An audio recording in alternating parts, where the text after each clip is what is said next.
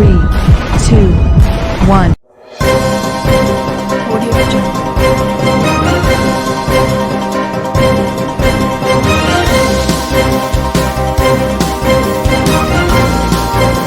Audio Jungle. Audio Jungle.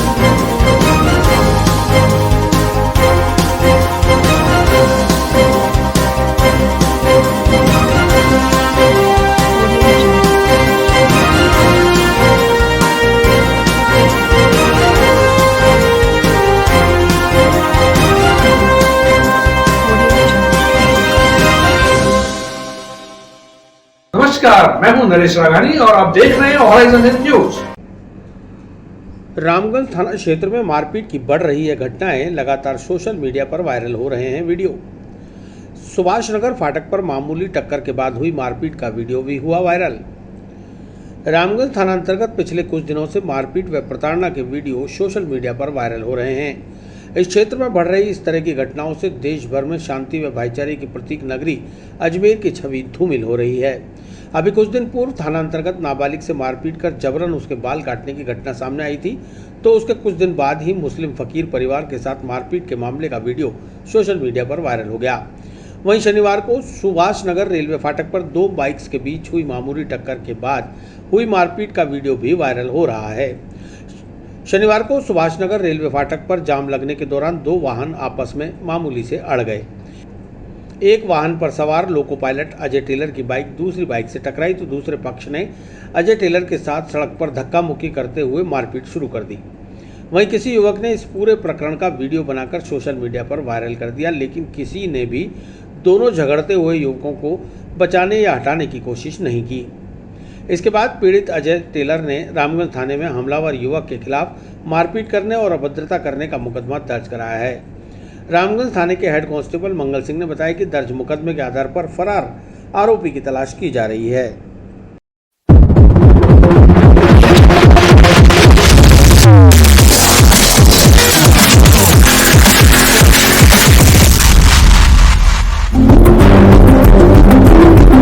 ये क्या सुभाष नगर फाटक पे रेलवे फाटक पे जाम लग गया था, वो ऑफ होके आ रहा था।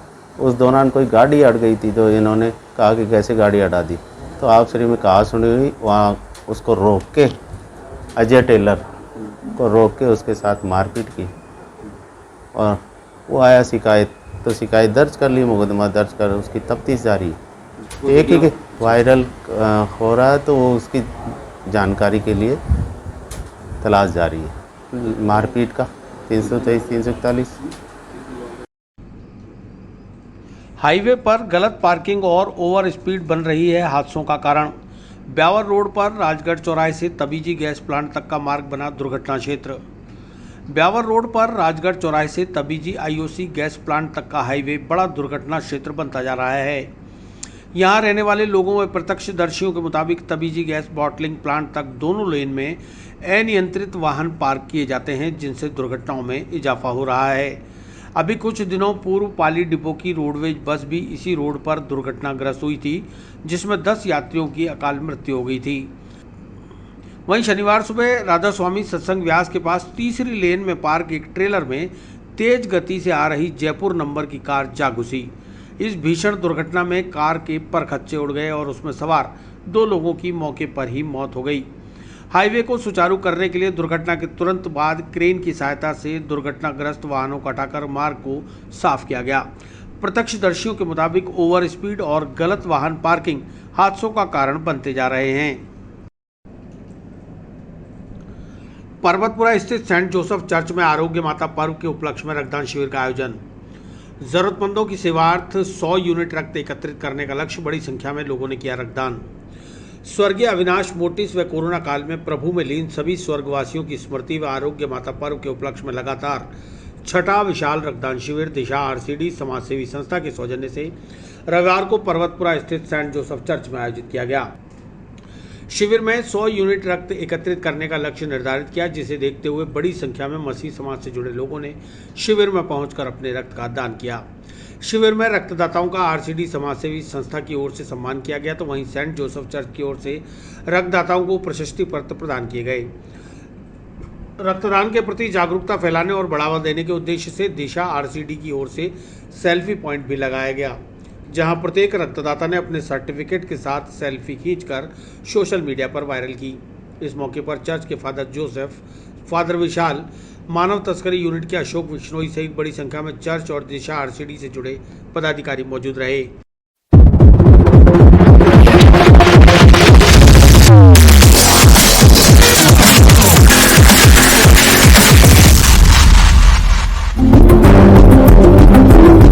आज के दिन संत जोसेफ चर्च पर्वतपुरा में आरोग्य माता के पर्व के उपलक्ष्य में ये रक्तदान का शिविर आयोजन किया गया है।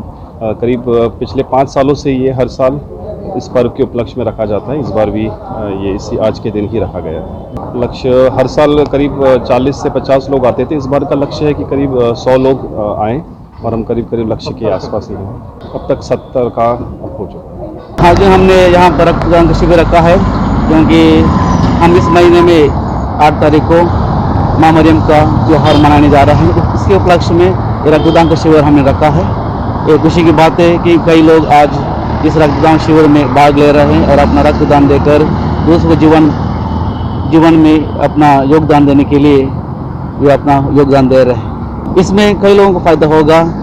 इसमें क्या फायदा, इसमें जो कभी एक्सीडेंट या कभी दुर्घटना करती है उनके लिए इसमें ज़्यादा फायदा हो सकता है।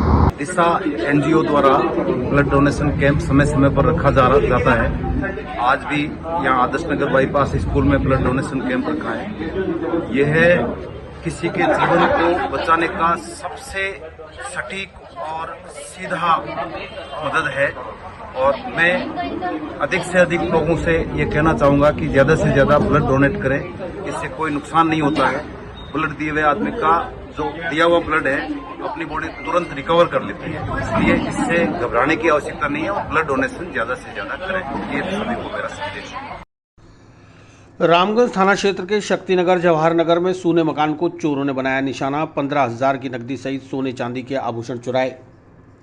रामगंज थाना अंतर्गत शक्तिनगर जवाहर नगर गौतम नगर में रहने वाले मगनलाल मौर्य के सोने मकान को अज्ञात चोरों ने निशाना बनाकर मकान में रखे सोने चांदी का आभूषण और 15,000 की नकदी पर हाथ साफ कर दिया। मगनलाल मौर्य ने बताया कि उनकी पत्नी के देहांत के बाद पिछले 4 महीने से यह मकान बंद था। वह दूसरे मकान में रह रहे थे। 3 सितंबर शाम को मकान पर आए तो चोरी की घटना का पता चला और 4 सितंबर को रामगंज थाने में अज्ञात चोरों के खिलाफ मुकदमा दर्ज करा दिया गया। रामगंज थाने के एएसआई लाल सिंह ने बताया कि अज्ञात चोर मकान में से 2 सोने की अंगूठी, 1 कान की बाली, 1 कनकती, 2 पायजेब और 15,000 रुपये की नकदी चुराकर फरार हो गए। इस मामले में मगनलाल मौर्य द्वारा दी गई रिपोर्ट पर मुकदमा दर्ज कर अनुसंधान किया जा रहा है।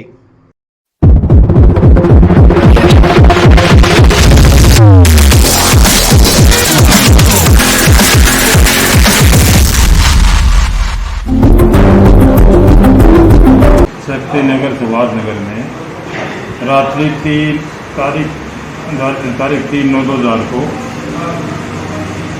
अज्ञात चोरों द्वारा चोरी करके ले गए। मकान 3-4 महीने से बंद पड़ा था। परिवादी श्री मगनलाल मौर्य सनो श्री बागाराम जाति रहकर 85 वर्ष में थाने पे मुकदमा दर्ज कराया। बताया कि मेरे मकान 4 महीने से बंद पड़ा था। 3 तारीख को शाम को देखा हुआ 4 तारीख को थाने पर आगे मुकदमा दर्ज कराया है सुबह। और इस मकान में से 2 अंगूठी, कान की बाड़ी, 1 कनकती, 2 पाजे जोड़ी और 15,000 नकद अज्ञात चोर द्वारा चोरी कर ले गए। उसके मौके पहुँचे, घटना नक्शा बनाया। टीम वर्ग से बढ़ा के तलाश मुलजमान की जारी, तलाश प्रयास किए जा रहे हैं। ये अशोकनगर दूसरे मकान में निवास करते हैं। इसकी पत्नी खत्म हो गई थी। उनके बेटों के पास दूसरे मकान अशोकनगर रहते हैं। ये मकान 3-4 महीने खाली बंद पड़ा रहा। प्रथम पूज्य भगवान गणेश की गणेश चतुर्थी के लिए सजने लगे मूर्तियों के बाजार। मार्टेंडल ब्रिज सहित शहर के अनेक इलाकों में प्लास्टर ऑफ पेरिस और मिट्टी की मूर्तियां बिकने के लिए तैयार। 10 सितंबर को गणेश चतुर्थी का धार्मिक पर्व बड़ी धूमधाम से मनाया जाएगा। गणेश चतुर्थी हिंदुओं का प्रमुख त्यौहार है। गणेश चतुर्थी के दिन प्रथम पूज्य भगवान श्री गणेश का जन्मदिन होता है। गणेश चतुर्थी से गणेश चतुर्दशी तक 10 दिन भगवान श्री गणेश को घरों और पंडालों में विराजित कर विभिन्न धार्मिक सांस्कृतिक आयोजन किए जाते हैं। घरों में गणेश की छोटी तो पंडालों में भगवान गणेश की बड़ी मूर्तियां विराजित की जाती हैं। 10 दिन पूजा अर्चना, आरती और उत्सव मनाने के बाद अनंत चतुर्दशी को प्रतिमा विसर्जित कर गणपति को अगले बरस फिर आने का निमंत्रण देकर विदा किया जाता है।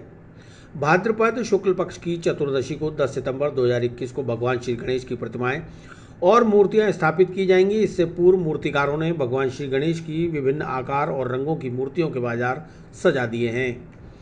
पर्यावरण प्रेमी पीओपी की मूर्ति खरीदने के बजाय मिट्टी से निर्मित गणेश प्रतिमाओं को खरीदने में ज़्यादा दिलचस्पी दिखा रहे हैं।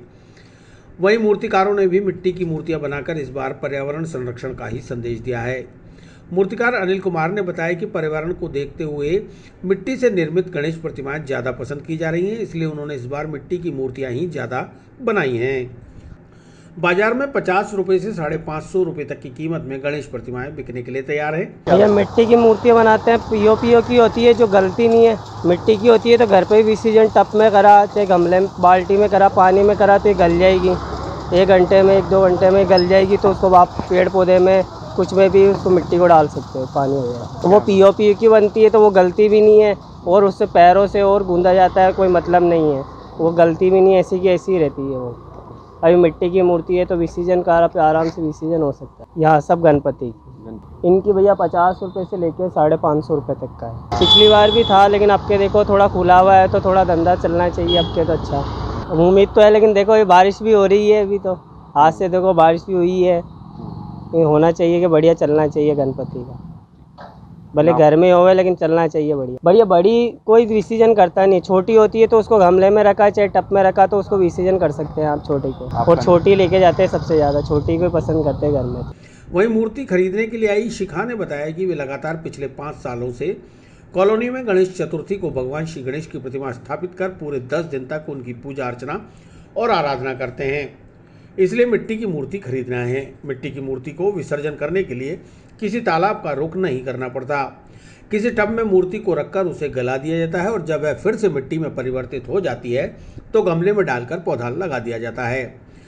जबकि पीओपी की मूर्ति गलती नहीं, इसलिए ज़्यादा रुझान मिट्टी की मूर्तियों की ओर है। आने वाली 10 सितंबर को गणेश चतुर्थी आ रही है तो उसके लिए हम लोग है ना मिट्टी के गणेश जी लेने आए ताकि इको फ्रेंडली हो वो और हमारे पर्यावरण को भी कोई नुकसान ना हो और हम अच्छे से सेलिब्रेट कर सकें। हम लोग हमारी कॉलोनी में क्या हमने मंदिर बनवाया है 2015 में, उस मतलब तो आप अंदाज़ा 6 साल से हम बैठा रहे हैं, सारे फेस्टिवल मनाते हैं हम। ये नगरे बगीची बाड़े के अंदर है। हम लोग अभी तो मूर्तियाँ तो काफ़ी सुंदर हैं पर प्लास्टर ऑफ पेरिस की मूर्तियाँ बहुत अच्छी हैं, लेकिन हम लोग कोशिश कर रहे हैं कि हमें मिट्टी की मिले और दिखने में सुंदर भी हो, तो हम मिट्टी की लेना ज़्यादा पसंद करेंगे। मूर्तिकार दीपिका ने बताया कि पीओपी और मिट्टी की दोनों ही मूर्तियां बाजारों में बिकने को तैयार हैं। खरीदार दोनों ही तरह की मूर्तियां खरीद भी रहे हैं। पिछली बार लॉकडाउन की वजह से व्यापार नहीं हुआ था, इस बार उम्मीद है व्यापार अच्छा होगा।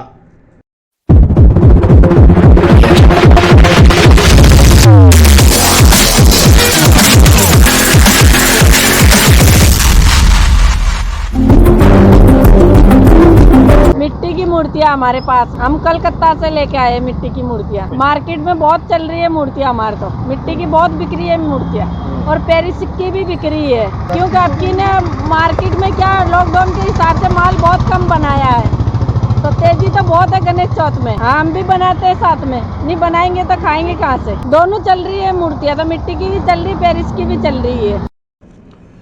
कृष्णगंज थाना अंतर्गत पंचशील माकड़वाली में दिन दहाड़े लाखों की चोरी। चोरों ने 5 तोले सोने का आभूषण सहित 50,000 की नकदी पर किया हाथ साफ। कृष्णगंज थाना अंतर्गत पंचशील माकड़वाली पीएनबी मार्ग पर रहने वाले जियो मार्ट के डिलीवरी बॉय महेंद्र गुर्जर के मकान को अज्ञात चोरों ने दिन दहाड़े निशाना बनाकर लाखों रुपए के आभूषण और नकदी पर हाथ साफ कर दिया। महेंद्र गुर्जर ने बताया कि वह जियो मार्ट में डिलीवरी बॉय की नौकरी करता है और उसकी पत्नी सीता भी काम करती है। दोनों पति पत्नी रविवार सुबह काम पर निकल गए। जब दिन में खाना खाने लौटे तो चोरी की घटना का पता चला। अज्ञात चोरों ने बड़े ही शातिराना अंदाज में अलमारी के अंदर रखे 5 तोला सोने के आभूषण और 50,000 की नकदी चुरा ली। महेंद्र गुर्जर ने कृष्णगंज थाने में चोरी की रिपोर्ट दर्ज करा दी है। पुलिस अनुसंधान में जुट गई है।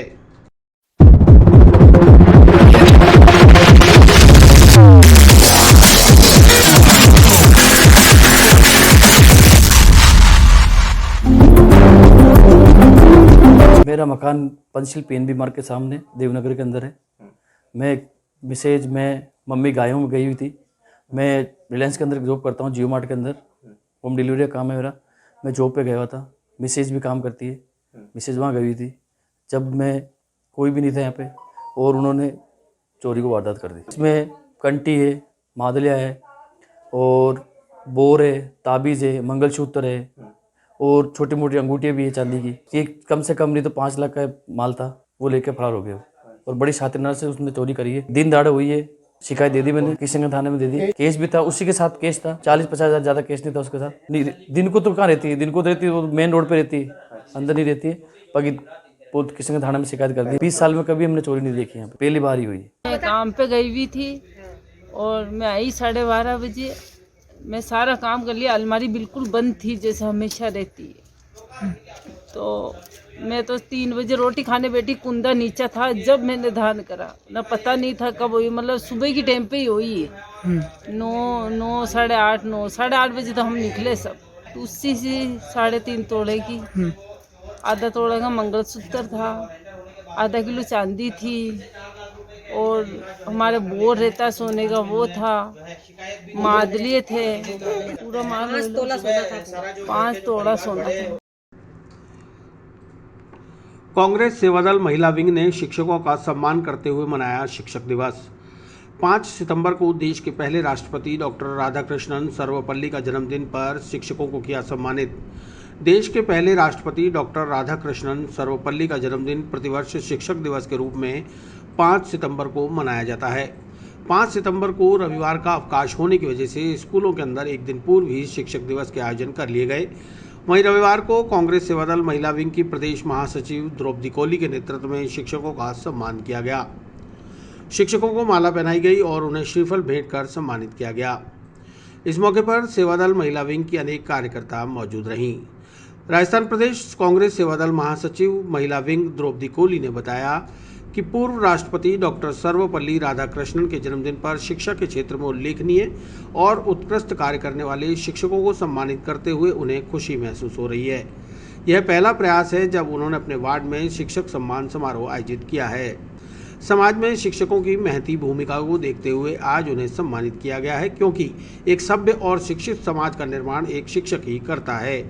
उन्होंने कहा कि कांग्रेस सेवादल महिला विंग हर तबके के लोगों की सेवार्थ हमेशा तत्पर और तैयार है। लॉकडाउन के दौरान भी सेवादल महिला विंग ने अनेकों सेवा कार्य किए और लगातार वे समाज के हर तबके की सेवार्थ जुटी रहती हैं।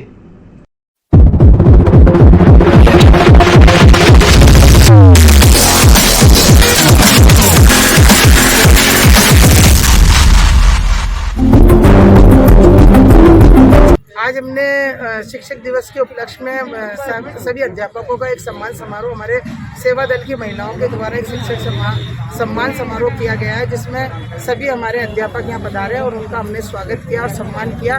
जो देश और राज्य और हमारे समाज में सब महत्वपूर्ण कड़ी है जो अध्यापक, उस अध्यापक का हमने एक सम्मान किया है जो हमारे देश को बनाने के लिए, हमारे समाज को बनाने के लिए और हमारे जो बच्चों में चरित्र की जो भावना और जो विकास जो करती है वो एक हमारा अध्यापक ही है।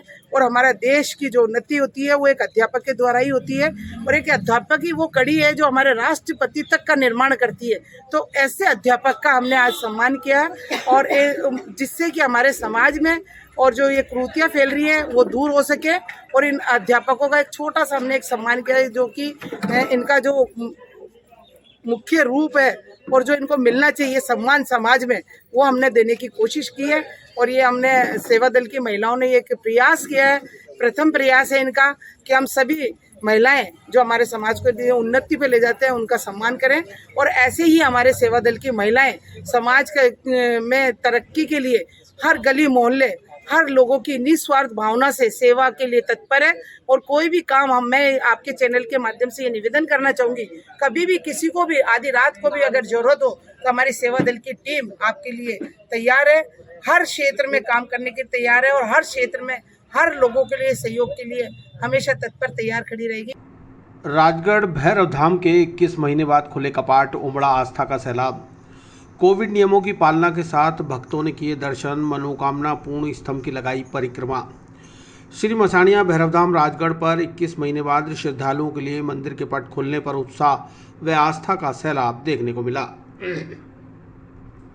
संपूर्ण भारत में राजगढ़ भैरवधाम एकमात्र ऐसा धार्मिक स्थान है जहां पर केंद्र व राज्य सरकार द्वारा जारी की गई कोविड गाइडलाइन की पूर्ण पालना और आमजन के सुरक्षा मानकों को ध्यान में रखते हुए महाराज ने 21 महीने तक मंदिर प्रांगण में आम श्रद्धालुओं का प्रवेश वर्जित रखा, ताकि भीड़ एकत्रित ना हो और देश भर में फैली महामारी की रोकथाम हो सके। जैसे ही देश भर में 5 सितंबर से राजगढ़ धाम के पट श्रद्धालुओं के लिए खोलने की सूचना मिली तो धाम से जुड़े भक्तों में खुशी की लहर दौड़ गई, क्योंकि धाम पर आने वाले सभी श्रद्धालु राजगढ़ धाम खुलने की आस लगाए बैठे थे। धाम पर मुख्य उपासक चंपालाल महाराज ने सर्वप्रथम चक्की वाले बाबा की महाआरती के पश्चात बाबा भैरव और मां कालिका के श्री चरणों में पुष्प अर्पण कर सर्वधर्म मनोकामना पूर्ण स्तंभ की पूजा अर्चना की। श्रद्धालुओं के प्रवेश के लिए द्वार नंबर 1 पर वैदिक मंत्रोच्चार के साथ पूजा करके बाबा भैरव व मां कालिका के जयकारों के साथ द्वार को खोला गया। चंपालाल महाराज की कठोर तपस्या और लंबे समय से इंतजार के बाद उमड़े आस्था के सैलाब को देखते हुए राजगढ़ भैरव धाम पर इंद्रदेव मेहरबान हुए, भक्तों को तेज बारिश के रूप में आशीर्वाद भी दिया। धाम के प्रवक्ता अविनाश सैन ने बताया कि श्रद्धालुओं को मंदिर में गेट नंबर 1 से प्रवेश देने से पूर्व ही उनके हाथों को पूर्णतः सैनिटाइज किया गया, मास्क, वैक्सीनेशन सर्टिफिकेट और तापमान की जांच की गई।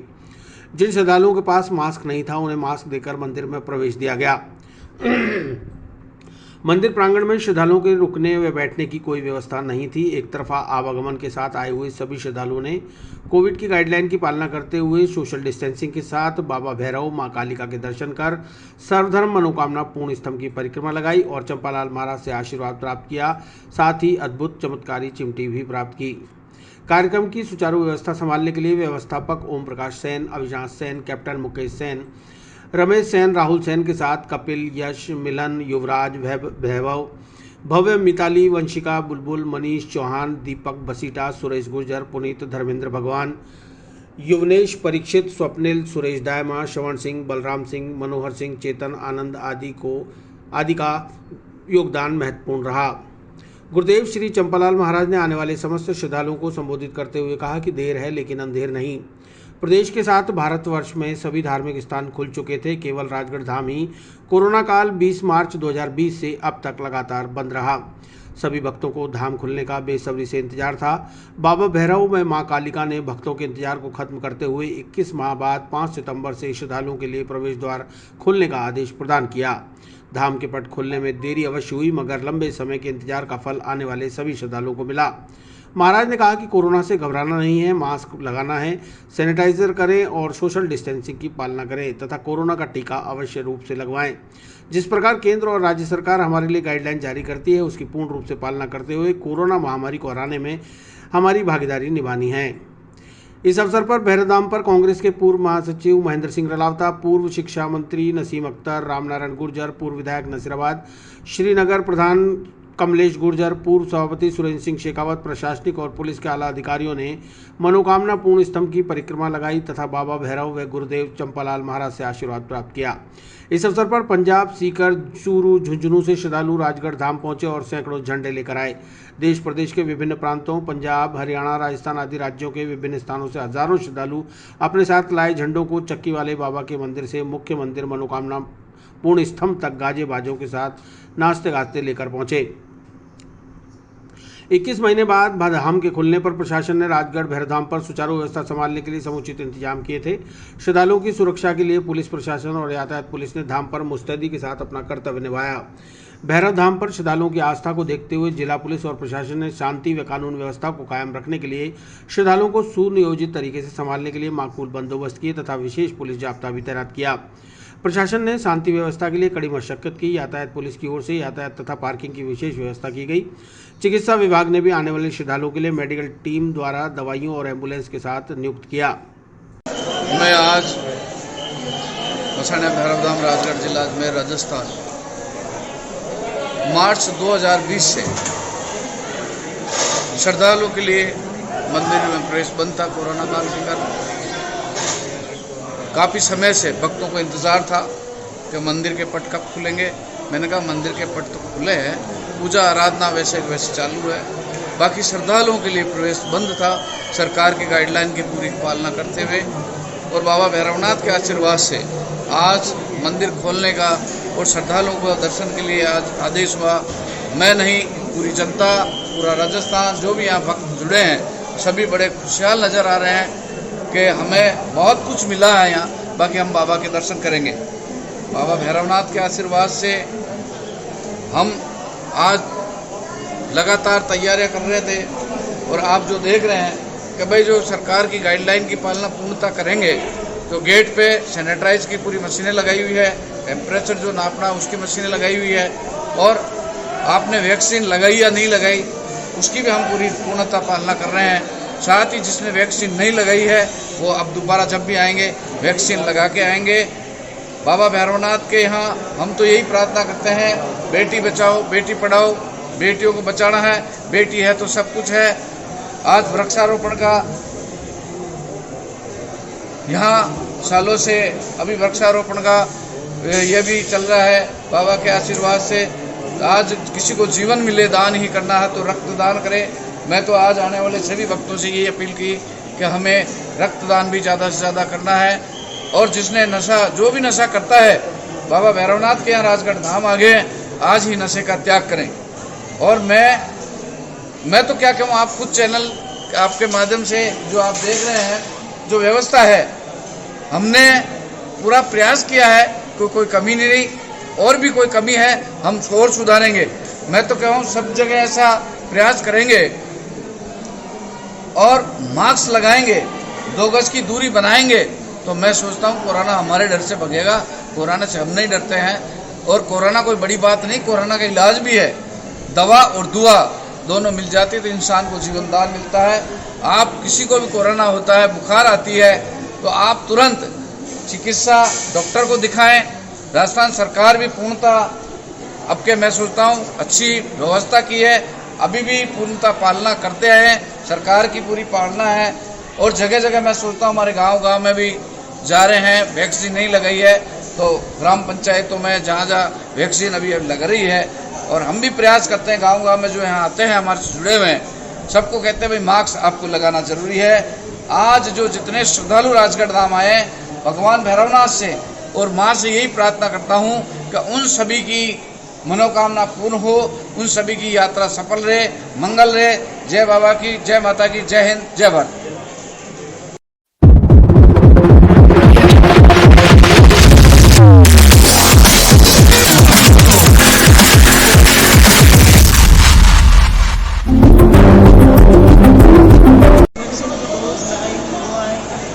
मास्क लगाकर और सोशल डिस्टेंसिंग की पालना भी की जा रही है। राजगढ़ भैरव धाम तो हमेशा ही लोगों के भले के वैभूति के लिए काम करता है और यहाँ आए हुए सभी श्रद्धालुओं की मनोकामना पूर्ण होती है। आज हमारी एक बहन आई, उसके आंखों की रोशनी चली गई थी, उसको आंखों की रोशनी वापस आई है, ये एक बहुत बड़ा चमत्कार है। मैं तो राजगढ़ भैरव धाम यही प्रार्थना करती हूँ कि इस इलाके में, इस क्षेत्र में, पूरे प्रदेश में अमन चैन भाईचारा ऐसे ही कायम रहे। राजगढ़ भैरव धाम आने वाले सभी श्रद्धालुओं की भी राजगढ़ भैरव धाम मनोकामना पूर्ण करे। और मैं तो हमेशा से आती रही हूँ और हम तो यही कहेंगे कि हम सबके साथ मिलकर जो महाराज श्री ने, गुरुदेव ने जो यहाँ अलग जगाई है, चाहे शिक्षा की हो, चाहे बेटी बचाओ की, चाहे वृक्षारोपण की, वो हम सब लोग आगे लेकर जाएं, गांव ढाणी तक इनका संदेश लेकर जाएं ताकि हम सबके भले के लिए, वैभूति के लिए काम करें। दयानंद महाविद्यालय के खेल मैदान पर आयोजित 5 दिवसीय एनसीसी के वार्षिक प्रशिक्षण शिविर का समापन। एनसीसी कैडेट्स का राष्ट्र निर्माण में महत्वपूर्ण योगदान। समापन समारोह में कैडेट्स ने दी रंगारंग प्रस्तुतियां। राष्ट्र निर्माण में एनसीसी कैडेट्स महत्वपूर्ण योगदान निभा रहे हैं।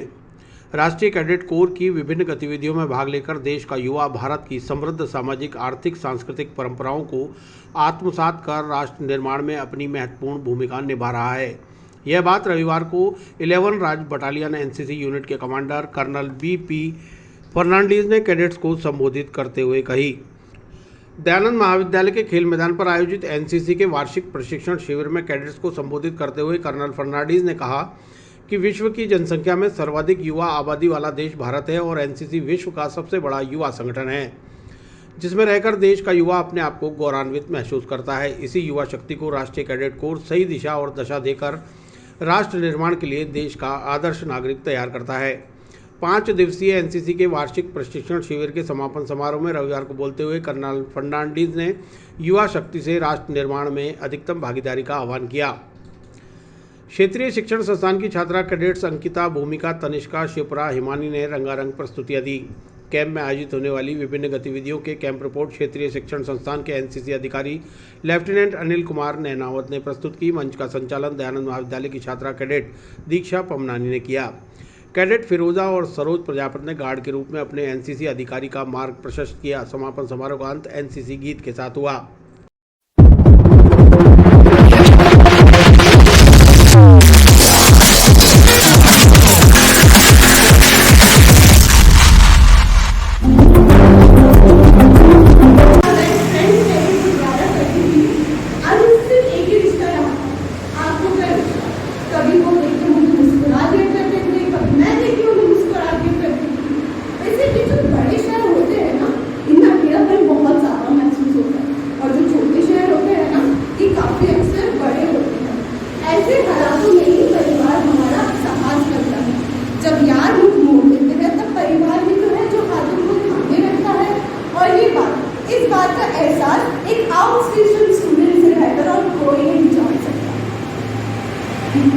अब क्या हुआ, जब माँ ने मुझे फोन, जो भी परेशानी आती थी, अब माँ को फोन करके इंतजार है। विस्तार से पढ़ने के लिए लॉग इन करें horizonhinge.com।